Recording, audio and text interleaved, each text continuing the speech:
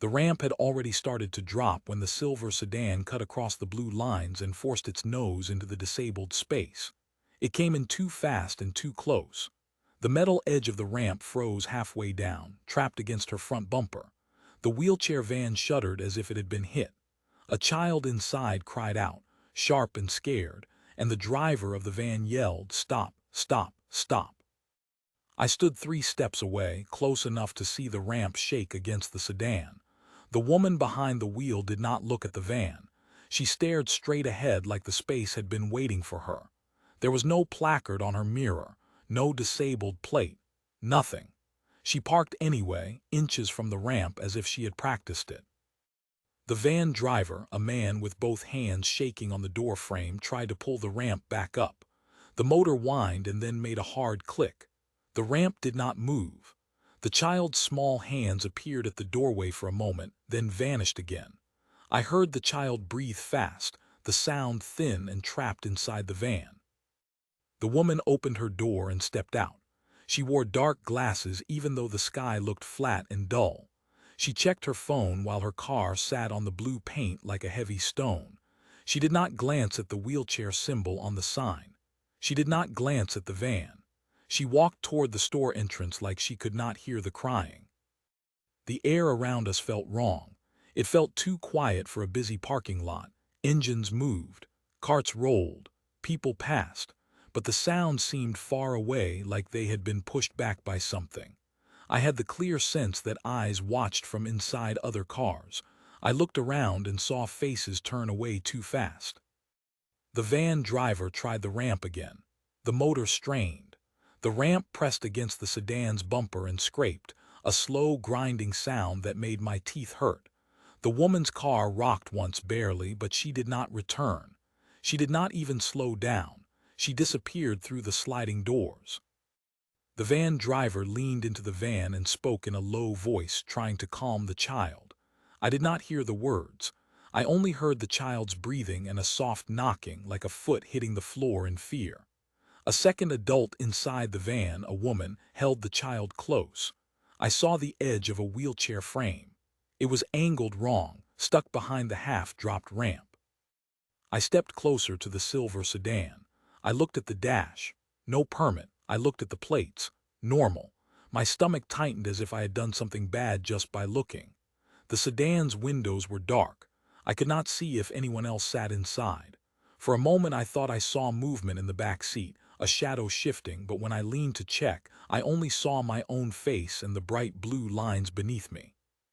The van driver turned to me. His eyes looked wet and wide. He asked if I had seen her arrive. I told him I had. He asked if I could find security. I started toward the store, then stopped. The sliding doors felt far away. My skin prickled.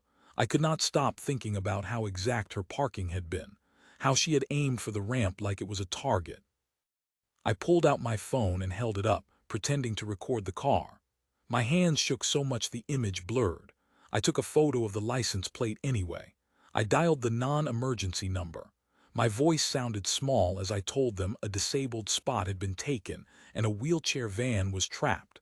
The dispatcher asked if anyone was in danger. I looked at the half-dropped ramp and the child inside and said yes. While I waited, I kept scanning the lot. The sense of being watched grew heavier. A black SUV sat at the far end, engine running, not parked in a space. It faced us. I could not see the driver through the windshield glare, but I felt the stare. The SUV did not move. It just waited like it had been there before any of us. The van driver tried to reverse a few inches to free the ramp. He could not. Another car had stopped behind him, too close, and the driver inside that car stared forward with a blank face. The van was pinned. The child cried again, louder this time. The sound came out of the van like a warning. A minute later, the store doors opened and the woman came back out, walking faster now. She carried nothing. No bag, no reason to have left. She stopped beside her sedan and looked right at the van for the first time. Her mouth moved as if she spoke, but I could not hear her words. She smiled anyway, short and cold, and she slid her phone into her pocket. Then the black SUV at the far end turned on its lights. Not hazard lights, police lights. Red and blue flashed across the parked cars and the blue paint and the silver sedan's hood. The SUV rolled forward, slow and steady, and I saw the outline of a uniformed man in the driver's seat. The woman's smile fell away. She took one step back from her car as the police SUV stopped beside us. The door opened. A heavy boot touched the ground, and before the man even stood up, the van went silent inside, as if the child had felt him coming. The police lights washed over the van door and made the half-dropped ramp look like a broken jaw. The uniformed man stepped out of the SUV and shut the door with a slow, controlled motion. He did not rush. That scared me more. He looked at the ramp first, then at the child inside, then at the silver sedan pressed against the metal. The van driver spoke fast. He pointed at the blue lines and the sign. He said the ramp had been moving when the sedan cut in. He said the ramp motor had locked. He said the child could not get out. His voice kept cracking on the last part. I moved closer to the van and saw the child clearly. He sat strapped in, small shoulders tight, face wet. A wheelchair sat turned sideways behind him.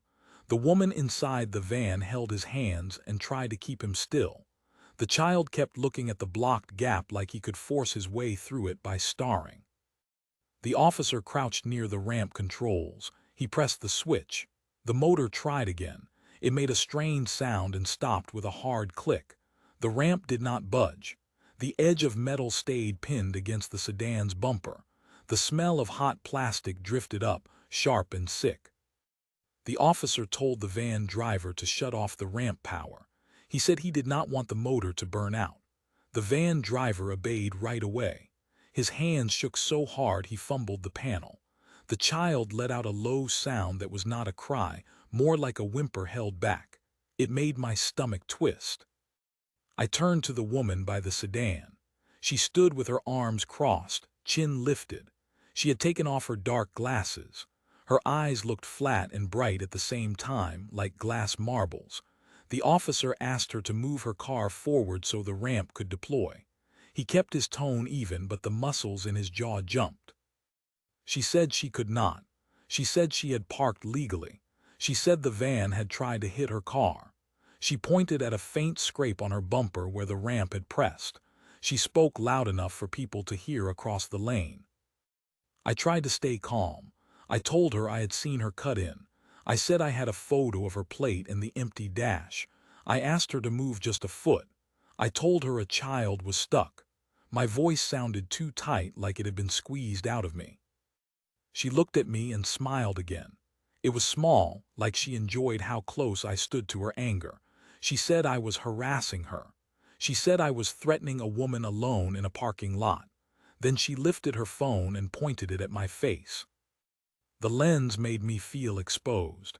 It made me feel like I had stepped onto a stage with no way off. I backed up one step. The officer told her to put the phone down. She said she had a right to record. She said people needed to see the truth. A few shoppers stopped, then more. A loose circle formed at the edge of the blue lines. Some of them stared at the ramp like it was a trap. Some stared at the woman like she was brave. I saw heads tilt, listening for the loudest voice. The woman raised her voice. She talked to her phone, not to us. She said a man in a van had damaged her car. She said he was using a child as an excuse. She said the police were taking his side. She pointed the camera at the ramp and then at the van driver's face, close enough to make him flinch. The van driver tried to speak, but the child cried again and he turned back to the van. The woman followed him with the camera. The child's face filled her screen for a second. The woman's smile widened when the child sobbed. It was quick, but I saw it. The officer stepped between her and the van door. He told her again to move her car. She did not. She said she would not be bullied. She said she felt unsafe. She said she wanted another officer. The crowd murmured. I heard the words crash and lawsuit and scam. I heard someone say the van driver should have waited. I heard someone else say the disabled spots were always abused anyway. The words hit like stones. I looked back at the child. His breathing turned fast. The woman inside the van rubbed his chest and spoke to him, but he kept staring at the blocked ramp. His legs twitched like he wanted to run, but he could not. I felt a new kind of fear then. Not fear of the woman alone, but fear of the people around us. The circle tightened without anyone meaning to. Phones came out. Screens lit up. The parking lot did not feel public anymore. It felt like a room with no doors. I shifted to the side and saw the woman's phone screen clearly for the first time. She had the camera on me and the van driver, and across the top she had typed words in big white letters. She called us attackers, and the crowd started to believe her. The circle of people thickened until the blue lines felt like a cage. I heard more voices behind me, close to my neck. I smelled fast food and car exhaust and hot ramp plastic. Phones rose like small bright eyes. Their screens flashed and adjusted, hunting for faces. The woman with the silver sedan moved with the camera held out in front of her like a weapon. She walked backward to get a wider shot, and she kept the van and the child framed behind her shoulder. She spoke in a clear voice, sharp and trained. She used words like trapped and damaged and unsafe. She said them like she had practiced them before. I tried to keep my hands down. I tried to look harmless, but I could feel my own face on other people's screens. I could almost hear my name being searched, even though no one said it. The pressure made my chest tighten. I wanted to step away. I could not. The child was still inside the van, still stuck. The officer told the crowd to back up. His voice carried, but it did not cut through the hunger in the air. People wanted a story. They wanted a villain. The woman gave them one, and she pointed her camera at us like it could make her words real. I looked at the ramp again. The edge of metal stayed pressed into the sedan bumper. The ramp control panel on the van blinked once and went dark. The van driver tried the manual release handle. He pulled until his knuckles whitened. Nothing moved. The ramp stayed locked as if the van itself refused to open. A man in the crowd shouted that the van driver should not touch the sedan. A woman shouted back that the sedan should not be there. The two voices rose and pulled others with them. The noise climbed. It mixed with the child's crying until it felt like one sound, a rough wave pushing against my ears. The woman with the sedan turned her phone toward the child again. She zoomed in. I saw it on her screen for a second when she shifted her grip. The child's face filled the frame, wet and scared, and she kept filming even when he covered his eyes. Then she did something small that made my skin go cold. She lowered her voice so only her phone would catch it. She said, "Tell them your name. Tell them who is hurting you." She said it slowly, like a lesson. The child did not answer. He just cried harder.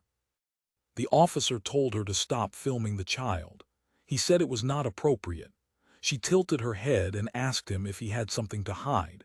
She smiled again, and this time her eyes went past the officer, past me, and fixed on the van doorway like she was looking at a prize. I noticed her other hand then. It was not empty. She held a small plastic clip, pale blue, shaped like a disabled placard hook. It dangled from her fingers like a charm. I had not seen it on her mirror. I had not seen it anywhere.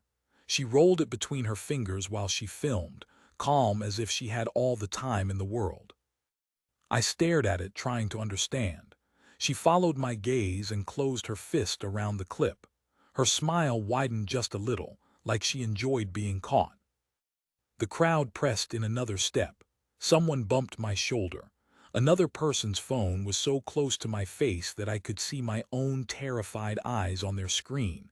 A comment bar sat under my image. Hearts floated up the side. I realized they were live. My mouth went dry. The woman was not just recording. She was broadcasting. She was feeding the crowd, and the crowd fed back into her, making her bolder. It felt like a loop that did not end. The van driver's voice broke. He begged her to move. He said the child needed to get out. The woman laughed once, soft and short, and kept filming. She lifted her phone toward the officer and said, "Say your badge number. Tell them why you are protecting him."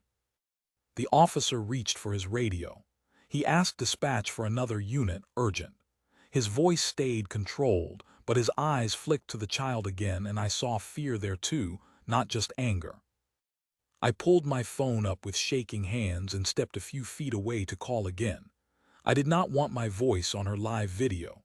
I turned my back to the circle and hit the emergency number this time. I told the dispatcher the child was trapped and the crowd was getting hostile. I asked for help now. The dispatcher put the call on speaker for a moment. A second voice came through, low and clear, cutting through the noise around me. It was not another operator. It was a man who said, "This is Chief Harlow. Put me on with the officer at the scene." A siren rose in the distance, thin at first, then louder as it came closer. It did not calm the crowd. It stirred it. Heads turned as if they wanted to see a crash. Phones lifted higher. The woman with the silver sedan angled her camera toward the road, ready to catch the moment help arrived, ready to claim it. The officer at the ramp spoke into his radio with short words. He kept his body between the woman and the van door. The van driver stayed half inside the van, one hand on the manual release, the other hand reaching back to the child as if touch could keep him steady. The child's face looked gray under the shifting light, eyes squeezed shut, mouth open but quiet now. That silence frightened me more than the crying. The first patrol car slid into the lot fast and stopped at an angle that blocked the lane. Another siren followed it, then cut off. Two more officers got out. They looked from the crowd to the ramp to the sedan, and their faces tightened as if they had walked into something that had already gone bad. The woman stepped forward at once. She spoke loud and clear, aimed at the new officers and at her live video at the same time. She said the van had hit her. She said the man in the van and I had attacked her. She said the first officer had threatened her. She pointed at me like I had done something violent just by standing there. One of the new officers asked her to step back. She did not.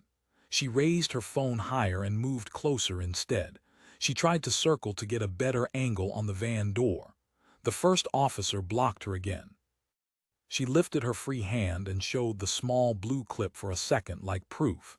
She said she had a disability permit. She said she did not have to show anyone anything. She said we were discriminating against her. Her voice shook in a way that sounded planned. She pressed her lips together and made her eyes look wet. The officers did not react the way I expected. They did not argue right away. They stared at the clip in her hand, then at her face, and then at each other. One officer's expression changed, not into anger but into recognition. It was like he had seen her before, somewhere he did not want to remember. The woman noticed it too. Her smile flashed for half a second. She shifted her phone to catch the officers' faces. She said, "Tell them your names. Tell them why you are protecting these men." She turned toward the crowd and said, "You see this. You all see this." A man in the crowd shouted, "Let her go." Another voice shouted, "Move your car." The crowd split into two moods and both felt dangerous. People leaned in close enough that the officers had to push them back with open hands. The pressure of all those bodies made the air hot and thin. I heard a hard bang from inside the van. The child had kicked the floor or the door, a panic movement. The woman inside the van said his name, soft and urgent. The van driver told the officers the child needed space, needed air, needed out. One of the new officers stepped to the van door and looked in. His face changed when he saw the child. He went still, like a person who had been grabbed from behind. He looked at the child again, then down at the wheelchair frame jammed behind him. The officer swallowed and spoke into his shoulder mic. His voice dropped low, but I stood close enough to hear part of it. He said, "We have a minor trapped in the van." He paused. Then he said, "It is him." The woman kept talking over him. She kept her phone trained on the van. I saw her thumb tap the screen, pinching to zoom, hunting for the child's face again. She licked her lips like she had tasted something she wanted more of. A second siren did not arrive. Instead, the parking lot went quiet in a strange way, like a pause between breaths. Engines idled. Phones kept recording. Even the crowd seemed to sense a shift. An unmarked dark car rolled into the lot with no lights and no siren. It moved slow, steady, and straight toward the blue lines. The officers noticed it at the same time. Their bodies tightened. One of them stood straighter, like he had been pulled by a string. The unmarked car stopped close enough that its shadow fell across the ramp and the silver sedan. The driver door opened. A man stepped out, not in uniform, but every officer reacted as if he was. The first officer's hand went to his radio, then dropped. He just nodded once. The man looked past all of us and fixed his eyes on the van doorway. Then he looked at the child inside, and his face broke open with something sharp and personal. The woman's phone wavered in her hand as she whispered, almost to herself, "Who is that?" The man from the unmarked car walked through the crowd without pushing anyone. People moved anyway. It happened in a smooth wave, like they had been trained. Phones stayed up, but the hands holding them began to shake. Even the woman with the sedan took a step back without meaning to. He stopped at the van door first. He did not look at the silver sedan. He did not look at the blue lines. He leaned in and spoke to the woman inside the van in a low voice. I could not hear the words, but I saw what they did. Her face tightened, then softened, then filled with fear again. The child turned his head toward the man. His eyes opened wide. His breathing hitched, and for a second he looked like he might throw up from panic. Then his shoulders dropped a little, as if the sight of this man had made him feel safer. That small change made my throat burn. The man reached into the van and touched the child's hair with 2 fingers. It was careful, like the child might break. The man's hand trembled once. Then it stopped. He swallowed hard and kept his voice calm. He told the child to stay still. He told him help was here. He said it like a promise he could enforce.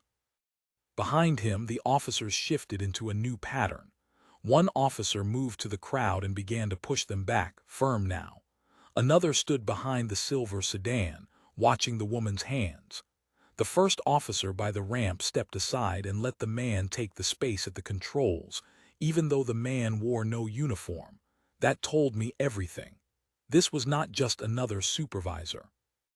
The woman with the sedan did not stop talking. She raised her phone again and aimed it at the man's back. She spoke faster, louder, as if she could trap him in her story before he turned around. She said she had been attacked. She said the van driver had damaged her car. She said she had medical rights. She waved the small blue clip in her fist like a charm. The man did not react. He did not even turn. He kept his eyes on the child and the jammed wheelchair frame. He looked at the ramp joint where the metal had locked. His jaw clenched, then eased, like he had forced himself to stay controlled. I stood near the front of the van, helpless, with my phone still in my hand. The woman's live video continued. I heard her followers through her speaker, faint and distorted. I heard laughter. I heard a voice say she should not back down. It sounded far away, like a radio in another room, but it made my skin crawl. The man finally turned toward the silver sedan. When he faced the woman, the air changed. His eyes were steady and cold. He did not glare. That was worse. He looked at her the way a person looked at a stain they planned to remove. One of the officers addressed him as Chief. The word carried across the lot, and a few people lowered their phones at once. The woman did not lower hers. She smiled again, wide and bright, as if she thought the title meant she had found a bigger audience. She started to introduce herself to the chief, still filming. She said she was a victim. She said she feared for her safety. She said she wanted the van driver arrested. She said I should be charged too. She kept pointing at my face, trying to make me flinch on camera. The chief looked past her phone and focused on her car's position against the ramp. He stepped closer and examined the scrape where the ramp had pressed into the bumper. He bent slightly and looked under the sedan, at the exact place the ramp edge had jammed. He straightened and spoke to the first officer without taking his eyes off the sedan. He asked if the ramp had been deploying when the sedan entered the space. The officer said yes. The chief nodded once, slow and final, like he had just decided something in his head. The woman jumped in again. She said that was a lie. She said the officers had not seen it. She said I was making it up. She held her phone inches from the chief's face now, trying to force him into her frame. An officer reached to lower her arm, but the chief lifted one hand slightly and the officer stopped, waiting. The chief shifted his gaze to the small blue clip in her fist. His eyes stayed on it for a long moment. I saw something hard pass through his face, quick and sharp, like he had been cut. He spoke at last. His voice stayed quiet, but it carried in the silence that followed. It did not sound like a debate. It sounded like a door locking. He asked her one question. "Where did you get that placard clip?" The woman froze with the blue clip clenched in her fist. Her mouth stayed open for a second, then closed. She looked around at the phones, at the officers, at me, like she searched for a new path out. Her live video kept running. The tiny speaker on her phone hissed with voices that told her to stay strong. She laughed once, forced and thin. She said it was hers. She said she did not have to prove anything to anyone. She lifted the clip higher like a badge. The chief held out his hand, palm up, and waited without moving. She did not give it to him. Instead, she slipped the clip into her pocket fast like a child hiding stolen candy. I saw the motion clearly. The chief's eyes followed it.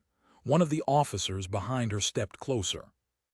The chief asked an officer to check her vehicle for a displayed placard. The officer walked to the sedan and shined a light through the windshield. He looked at the mirror, the dash, and the side window. He shook his head. No permit showed. Another officer asked for her license and registration. She refused at first.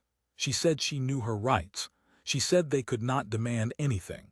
The officer's voice stayed calm while his body stayed ready. He told her she had parked in a restricted space and blocked a ramp. He told her she had to identify herself. The chief turned toward the van again. He spoke to the van driver and the woman inside. His voice softened for the first time. He asked how long the child had been trapped. The van driver answered in seconds, but his face looked like it had been hours. The child stared out through the gap at the sedan bumper, eyes wide, lips trembling. The chief told an officer to start recording statements.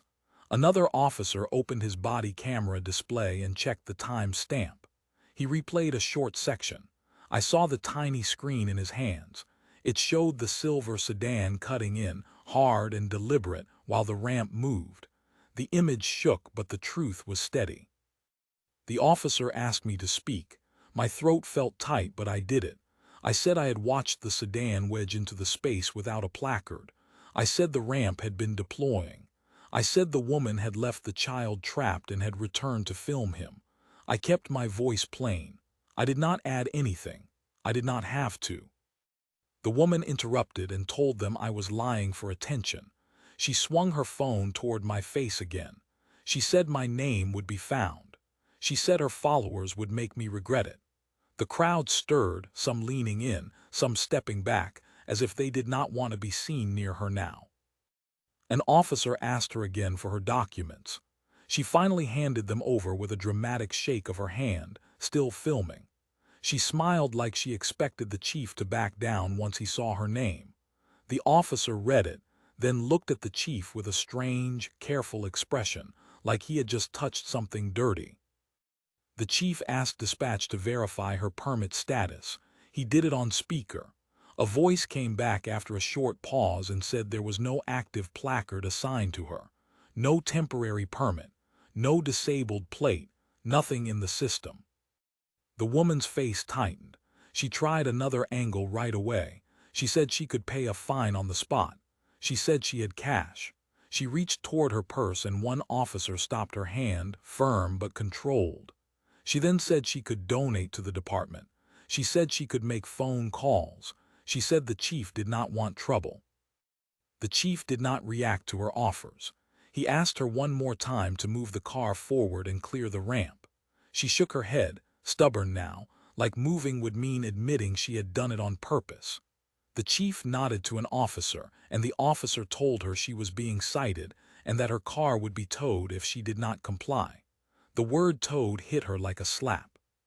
She raised her voice, louder than before. She said the van driver should be charged for damage. She said the child was not her problem. She said people used kids to get special treatment.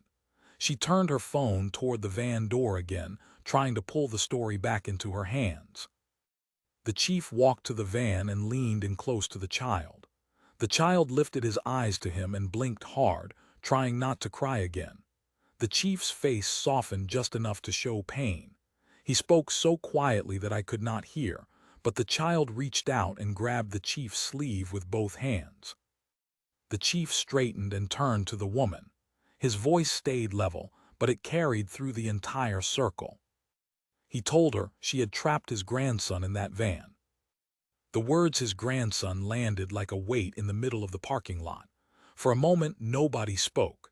Even the woman's phone speaker went quiet, like her viewers had stopped breathing. Then the crowd reacted all at once, and the sound changed from curiosity to anger. People who had been filming the van turned their cameras on her. Screens swung toward her face like searchlights. Someone shouted that she had filmed a disabled child. Someone else shouted that she had blocked a ramp on purpose. The circle tightened again, but this time it tightened around her. Her expression broke in slow pieces. First her smile dropped, then her eyes widened.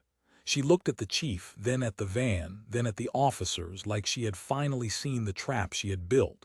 She tried to speak, but the crowd drowned her out. I felt the mood change into something sharp and unsafe.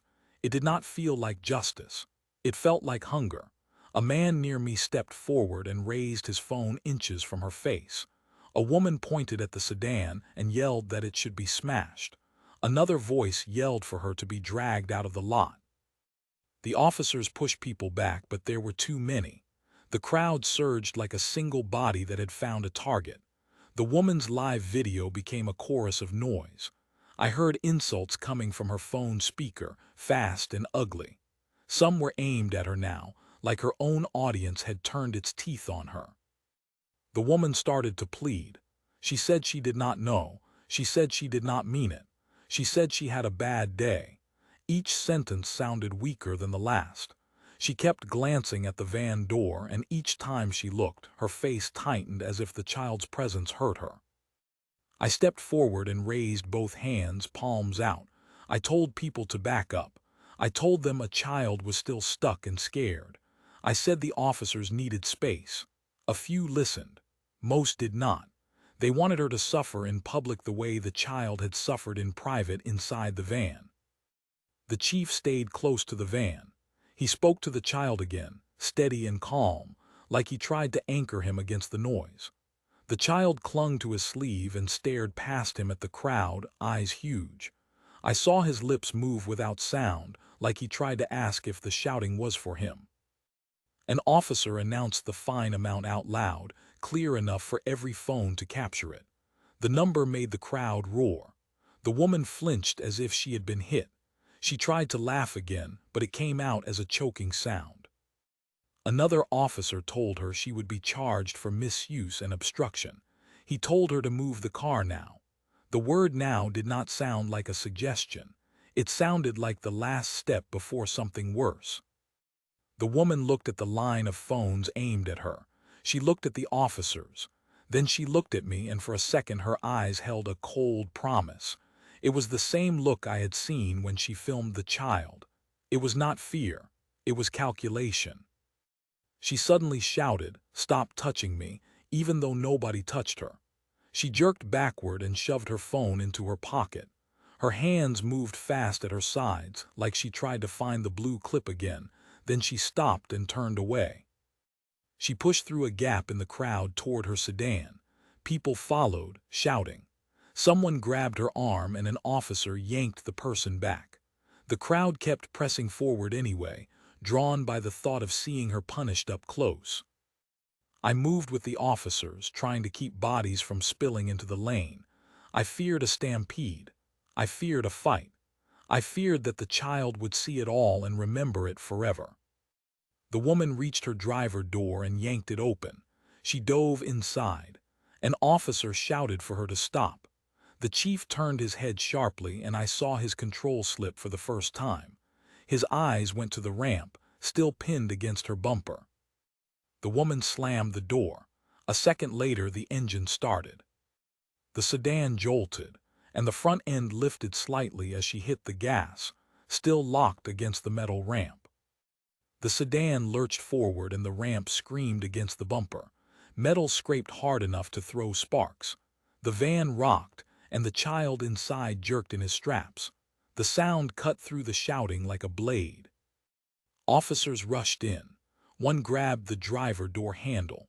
Another moved to the front of the sedan and raised both hands, yelling for her to stop. The woman kept revving. The car shuddered as if it wanted to climb the ramp and snap it. The ramp motor housing gave a loud crack. The smell of burned wiring spilled out. The chief shouted one command, low and final. The officers acted at once. One reached through the open window and shut the engine off. Another pulled the keys from the ignition. The woman fought, twisting in her seat, nails scraping at the officer's wrist. She screamed that they were hurting her. She screamed it loud enough for every phone to catch it. The crowd surged again, confused by the sudden violence. Someone yelled that she was being arrested. Someone else yelled that she deserved it. I saw the child's face through the van doorway. His mouth moved in silent panic. His eyes tracked the jerking car and the officer's hands like he thought the car would hit him. The officers pulled the woman out of the seat and turned her toward the hood. They did it fast and practiced. Her hair fell across her face. She snapped her head up and glared at the chief. The look she gave him was not fear anymore. It was hate that felt clean and sharp. The chief did not argue with her. He spoke to an officer beside him. He told him to cite her for the disabled space violation and the ramp obstruction. He said the fine amount out loud again, $750, as if he wanted the number to be recorded by every phone in the lot. He then said the next part in the same calm voice. He said she would face additional charges for reckless behavior and for refusing a lawful order. The officer writing the citation did not look up. His pen moved steadily. The sound of the paper against the clipboard felt louder than it should have. It felt like a sentence being carved. Another officer spoke into his radio and requested a tow truck. He said the sedan blocked an accessible ramp and had been used in an attempt to flee. He repeated the plate number. I recognized it as the same number in my photo. Hearing it spoken out loud made my stomach drop, as if the car had become a person. The woman's mask fell apart in front of everyone. She stopped pretending to cry. Her voice dropped into something raw. She said the child was not special. She said the chief was abusing power. She said the whole town would hear about it. Spit flew from her mouth when she talked. Her eyes stayed wide and bright, and her jaw trembled like she had a fever. The crowd filmed closer. Faces leaned in. Comments from her live stream carried from her pocket speaker in broken bursts. Some laughed at her. Some cheered. Some demanded worse. The sound felt like insects crawling over the scene. I kept watching the van. The officers finally freed the ramp by pushing the sedan back a few inches. The metal released with a loud pop. The van driver hit the ramp switch again. The motor struggled, then the ramp lowered, slow and shaky, like a wounded limb. The child sobbed once when it touched the ground, a hard sound he could not stop. The chief stayed at the ramp until the wheelchair rolled out. He kept one hand on the chair frame and one hand on the child's shoulder. The child clung to him and stared at the sedan as if it could still bite. The tow truck arrived faster than I expected. Its chains clinked on the pavement. The operator looked at the crowd and swallowed, then kept his eyes down. The officers guided him in, controlling the space like they feared the crowd could turn again. The woman watched the tow hook slide under her car. She went still. Her breathing slowed. Her face smoothed, and that calmness frightened me most. She turned her head slowly until her eyes found me. She stared at me as if I was the reason for everything. Her lips moved without sound at first, shaping a word. Then she spoke, quiet enough that only I could hear. She said, "I saw you take my plate." Her eyes dropped to my hand, to my phone, then lifted back to my face. She said, "I will see you again." An officer guided me away from the crowd and into the store vestibule where it sounded quieter but did not feel safe. The sliding doors kept opening behind me, and each time they did, I heard the parking lot again. I heard the tow truck chains. I heard the woman screaming and then going silent. I felt as if the noise had followed me inside and waited just out of sight. The officer asked for my identification. I handed it over with hands that still shook. He wrote my name down and asked me to say what I had seen from the moment the sedan entered the blue lines. I kept my words simple. I said the ramp had been deploying. I said the sedan had wedged in on purpose. I said there was no placard. I said the child had been trapped. I said she had filmed the child and tried to turn the crowd against us. The officer asked if I had taken any photos. I told him I had. He asked me to send them. I did it while he watched. When my phone connected to his device, I felt exposed, like I had opened my pocket to strangers. The images left my screen and I could not take them back. He asked if the woman had spoken to me directly. I hesitated, then told him she had threatened me. I repeated her words as close as I could. I saw the officer's eyes shift for a moment, then settle back into a calm mask. He wrote it down without comment, but his pen moved harder, pressing into the paper. A second officer stepped in and told him the woman's name. He said it like it had weight. I did not recognize it, but the way the officers exchanged looks made my stomach tighten. The first officer asked again, as if he needed to be sure. The second officer nodded once and said yes, it was her. The chief entered the vestibule a minute later. His face looked steady, but his eyes did not. He asked if the child was okay. The officer told him the child had calmed once he was out and seated. The chief closed his eyes for 1 second, then opened them and asked about the ramp damage. When he spoke, his voice stayed controlled, but the control sounded forced. He asked the officer about the blue placard clip. The officer said it had not matched any issued placard in the system. The chief nodded like he had expected that. He then said he had seen that clip before. He said it had shown up in another case, months ago, at a different store, also involving a disabled space and a camera phone. He did not give details, but his jaw tightened as if the memory hurt. I asked, careful, if she had done this before. The chief looked at me for a long moment, then said yes. He said she had a history of false reports and staged recordings. He said she liked crowds. He said she liked to control a story while a person could not defend themselves. He did not raise his voice, but each sentence felt like a hard object set on a table. He asked me if she had filmed my face. I said yes. The chief's eyes flicked to my phone in my hand. He told me to lock down my accounts and to watch for messages. He said it like advice, but it sounded like a warning he wished he did not have to give. He then spoke to the officer and told him to flag my report for witness intimidation. The officer finished my statement and asked me to sign it. I signed with a pen that slipped in my sweaty grip. While I wrote my name, I remembered the woman staring at my phone and saying she had seen me take her plate.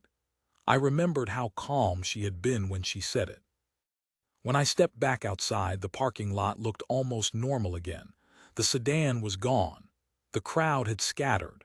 The blue lines were empty, but the scraped paint and the bent edge of the ramp made the space look wounded. The van had left.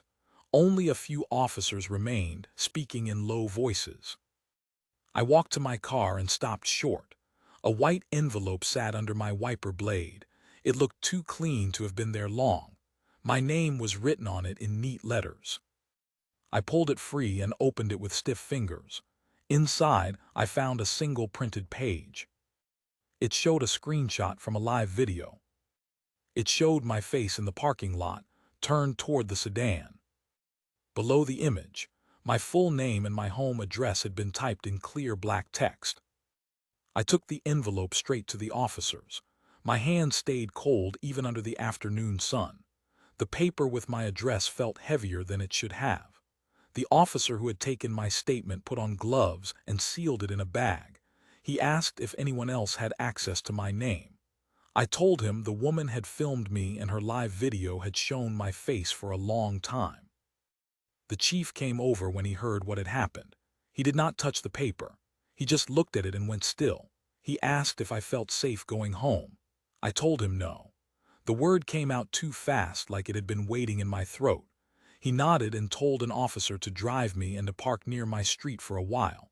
He told another officer to request the store camera footage, the lot cameras, and the body cam clips from every unit on scene. That night the video spread anyway. I did not search for it, but people sent it to me as if it was news I needed. Someone had edited it into short clips. The moment the sedan cut into the space played over and over from different angles. The sound of the ramp scraping sounded worse on replay. The part where she zoomed in on the child did not look like a mistake. It looked like hunger. By morning, her name was everywhere. People found her job. People found old posts, old fights, old complaints. A local reporter posted a clear still image from the store camera. It showed her car stopping with the ramp half down. It showed the angle. It showed the blue lines under her tires. No words from her live video could cover that. The chief did not speak to the press. He did not have to. The footage spoke for him. Still, he made one statement through the department. He said the investigation would follow procedure. He said the child's family connection would not change the charge decisions. He said the case would be handled by the book, with a supervisor from another district reviewing each step. His voice sounded calm, but I heard something else in it. I heard a promise that the book would be used with full force. 2 days later, I went back to the station to sign an additional report for the doxing. A detective told me the screenshot on the paper matched the woman's live stream page. He said her account had been preserved as evidence. He said she had posted my name and address during the incident, while officers were still present. He said it supported a witness intimidation charge. I asked what would happen to her.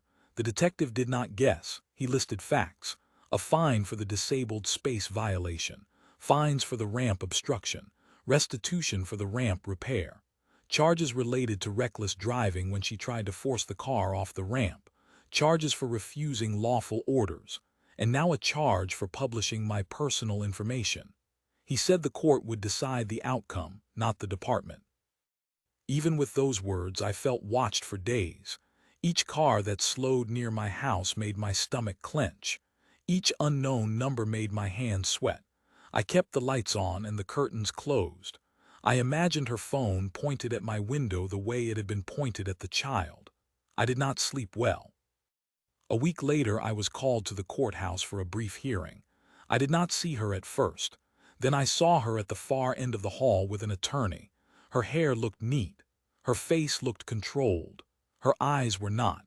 When she noticed me, she stared as if she wanted to burn my name into my skin again. The chief walked past without looking at her.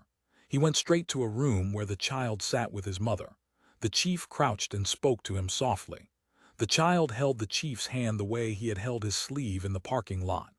That sight steadied me and scared me at the same time. It reminded me how close a public place had come to becoming a trap. When the hearing ended, the woman left with conditions. No contact orders, no posting about witnesses, no entering that shopping center. Her car stayed impounded. Her phone stayed in evidence. Her employer had already suspended her, and a reporter had filmed her leaving the building. The spotlight she had wanted had turned into heat she could not escape. That evening I drove past the tow yard without meaning to. It sat under hard floodlights. Rows of cars looked like silent bodies, lined up and numbered. I slowed when I saw a silver sedan behind the fence, its bumper scraped and bent. A tow operator pulled a chain tight across it and ratcheted it down. The metal clicked in short, sharp steps, then stopped with a final snap. I imagined her hearing that same sound somewhere. knowing she could not argue with it, knowing she could not talk her way out of it. I kept driving, but the click of that chain stayed in my head, steady and final, as if it had tightened around more than a car.